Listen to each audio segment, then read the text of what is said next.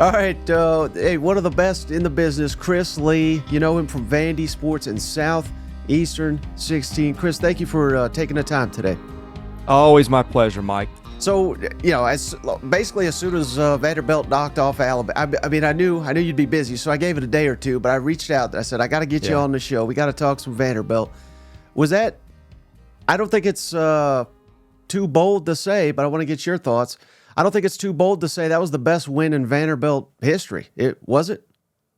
I mean, if you want to go back to turn of the century 1900s when they were a powerhouse, I mean, there was some game they played against Michigan. It was like, nobody thought the South could beat the North in games, and I think they went to a tie or something. I mean, that was a big deal back then, but like they had me and you playing offensive and defensive line those days. So I'm not sure how much weight I put in that.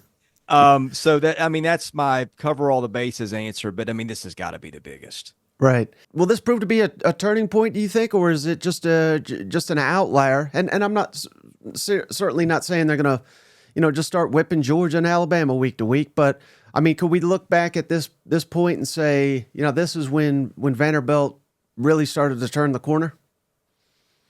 Ask them that. I think it depends on their effort. I mean, if you want the pessimistic view, okay, last time they beat Alabama, it was 1984. That was on the road. No, I don't think that Alabama was good as this Alabama, but who knows where Alabama's season's heading. And they end up going 5-6 that year in an 11-game season, 3-7-1 the next year, and then fired Coach George McIntyre.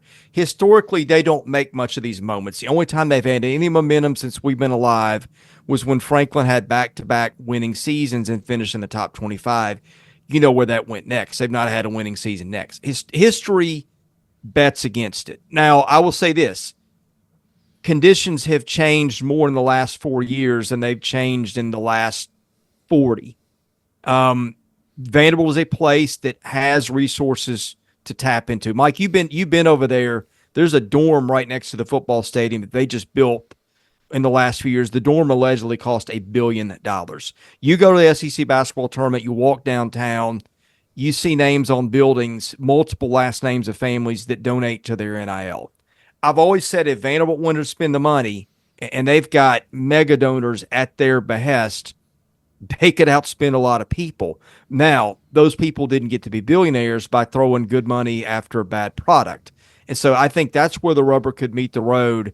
We're in uncharted territory with them beating Alabama. Now, I do know this. Clark Lee talked his way into a war chest last year higher than I would have thought they would have raised under the circumstances. And he said, hey, you get me some money, I'll guarantee you a bowl game. Well, this season looks a lot different than last, so Clark Lee's got a lot to sell in that area that he didn't have a year ago. Mm-hmm. And now that they've beaten Alabama, again, coulda, shoulda, woulda, but people are looking at it like, man, this team is a couple of plays away from 5-0 and a legitimate. I mean, I don't even know if top 25 is high enough. You know what I mean? If they were truly 5-0, but what about Diego Pavia? I mean, he is obviously so critical to this whole thing. Could has this been the case as he got there that he has been this force is what I want to call him? I mean, he's incredible to watch. Mike, I saw them in fall practice, and they were awful on offense. Awful. Now, some of that's fall practice. They run the ball a lot. You never know how running plays are going to play out in real time because they just touch them. And, what was a 3-yard run in practice might have gone for 80 if they let him play it out. And it was also a new system and a lot of guys. And I'm also thinking, he had his thing that he did against Auburn last year, but SEC week in and week out, and now with that on his resume, people know when it's coming, that's awfully hard to do. Then they go out and beat Virginia Tech, and it was an impressive win. And you're like, okay. And then the Georgia State game comes, and you're like, all right, this is the Vandy we're used to. But then they go to Missouri, they play them tough, and then you know what happened Saturday. I think the thing is they are so tough to defend. It's the closest thing to triple option that you'll ever see in the SEC. And I don't think, I mean, he's athletic. Don't get me wrong. If there's a smarter player in the SEC, you tell me who it is. His decisions that he makes in split seconds are just, you can scout everything, but you don't know what he's going to do. Just on the turn of a coin, a flip of a coin. I mean, he could do one of many things. I think that's why they're so tough to defend. They throw a lot at you, and you don't know which of the multiple options he's going to choose in a split second, and it's giving people headaches. Mm-hmm. And I always like to credit the players more than the coaches because I think at this level, SEC football, I mean, for the most part, short of Chad Morris, I mean, they're all good coaches, right? But how much of this is Tim Beck in Vanderbilt doing what they're accomplishing? A lot of it's Tim Beck. I mean, Jerry Kill is basically the head coach of the offense. He's an analyst, but that's his job. He runs the offense with Tim Beck, and Clark Lee runs the defense and is the head coach. I mean, here's what happened, Mike. When they got beat at UNLV last year, they started thinking back and said, you know what? The last time we won SEC games, we had a mobile quarterback, and it was Mike Wright. We beat Kentucky, and we beat Florida. And they said, I think that's our scenario to where we flip the page. They saw what happened at Auburn with New Mexico State. They brought those coaches in, and then when Jerry Kill came to Vandy, he called Diego Pavia, who by that point was committed to Nevada, and Diego says, hey, I'm coming to Vandy. Yeah, I mean, they look, what they tried to do off the jump was get players and develop players and hold them for 5 years and redshirt them. You know that model doesn't work anymore. They said we got to try something different. We can't go hat to hat for people doing the same schemes that Georgia and Alabama do. I think it was brilliant. Now, look, the challenge for them, I think Diego Pavia might be a one-on-one. You got to go find the next Mike Vick or somebody like that to run this offense. And they got Nate Johnson. I'm not sure about the throwing accuracy, but he will have a year in the system. But I think it was a brilliant move, and I think it was one of the only things they could do to turn it around this quickly. Mm-hmm. And again, I'm not trying to throw cold water on Vanderbilt, but do you get any sense of how difficult it will be to keep him? Because the way I look at it, and I mean, if Georgia was running Tim Beck's offense I mean, I think that'd be unstoppable. Yeah. You know what I mean? So, yeah. Any fear that he could jump to or maybe even be a head coach? I mean, I would think after Vanderbilt beating Alabama, Tim Beck's going to be flying up hot boards for head coaching positions. Maybe, but he's older. It is a gimmicky offense. Like you can win at Florida or Auburn or places that could have vacancies without that. You can just go get better talent. Jerry Kill is a big part of what he does. I don't know that Jerry Kill with his health history is going to want to go somewhere and put that much stress on his body, given the near misses he's had before. This seems like a situation too. I'm not going to say it's bulletproof because you never know. It just takes one team. But I think they might be a little bit more insulated. And plus, like, who doesn't want to live in Nashville right now? It's in all the college football markets. I don't know that there's a place you'd rather be than here. I think that counts for something. I'm not saying it couldn't happen, but there's some variables there that would protect them that might not ordinarily. Mm-hmm. And then how difficult, if at all, do you think it'll be for Vanderbilt to keep this momentum this week going on the road, facing Kentucky's had 2 weeks to prepare? Yeah. And, all of a sudden, if Kentucky, well, they probably are not overlooking Vanderbilt because last time they went up there, they won in Lexington. But now that they've knocked off Alabama, certainly you got to believe there's not a Kentucky player that's going to overlook Vanderbilt. Well, I don't think anybody on either side is going to overlook anybody at this point. Clark Lee can point back to Georgia State and say, see what happens. And Kentucky can point to South Carolina and say that. And Mark Stoops said it himself in his press conference this week. He said, I don't have to even address that after what Vanderbilt did Saturday. So, I think it's a tough matchup. I think the right team is favored. And I'm a little surprised it's 14. You kind of wonder what Vegas knows that we don't, because the predictive models have got it closer to 10. I thought it might even be lower than that, given what Vanderbilt just did. I think they're a nightmare matchup. Their defensive line will be the best Vanderbilt's seen this year with Deion Walker and Oxendine. They got dudes on the edge De'Eric Jackson and J.J. Weaver. They got a stud corner in Hairston who had 2 pick sixes against them a year ago. I think it's a tough battle because their run defense is phenomenal. But Vanderbilt's always a wild card, Mike. You just don't see an offense that looks anything like this, and you can prepare for all you want, but you don't know what Pavia is going to do with the ball in his hands in a given moment. And I also kind of interested to see what's Kentucky's offense. It's looked better, but they haven't lit the world on fire yet either. Even though they got a really talented receiving room, they got some issues on the offensive line that I think Vanderbilt can exploit in spots too. So I think the right team is favored, but I think it could be really interesting. Mm-hmm. Now, switching gears to just the league overall, you do a tremendous job covering the entire conference of Southeastern 16. I highly recommend my audience go check out all your work if they haven't already. But what's your just overall thoughts on the league as we're approaching the midway point? And I mean, I'm fascinated by the week in, week out inconsistencies we're seeing basically top to bottom in this conference. Well, I said to you pre-show, you probably would have looked at a lot of people's preseason picks. Some people would have Alabama 1 maybe in some spots, and most people had Vandy 16. At no time in our lifetimes have we seen a team that's picked at the bottom of the league beat a favorite like that. And I think, I mean, you saw what happened to Kentucky against South Carolina. You saw them flip it around on Ole Miss a couple weeks later.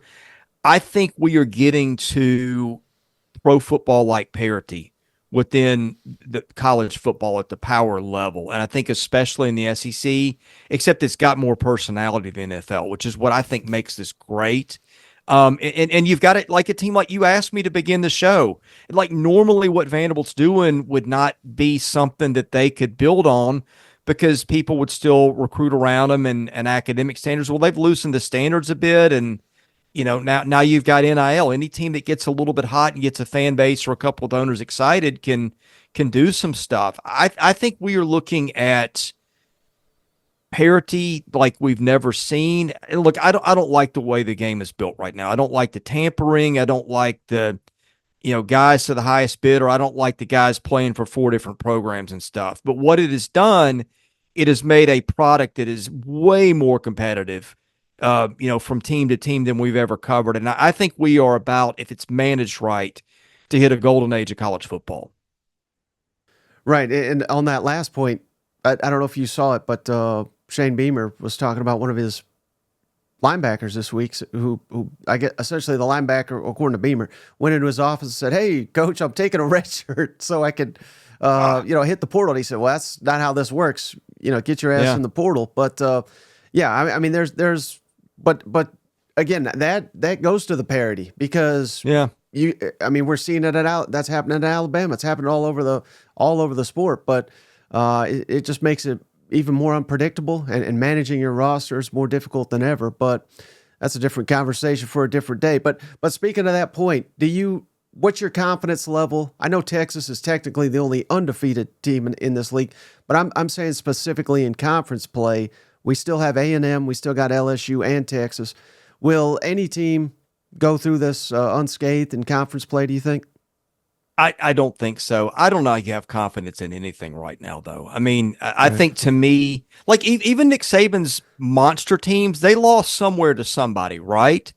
And the competitive balance across the league is better than we've ever seen. Now, Texas got a gift of a schedule under the circumstances, but you know what? They got to play Georgia.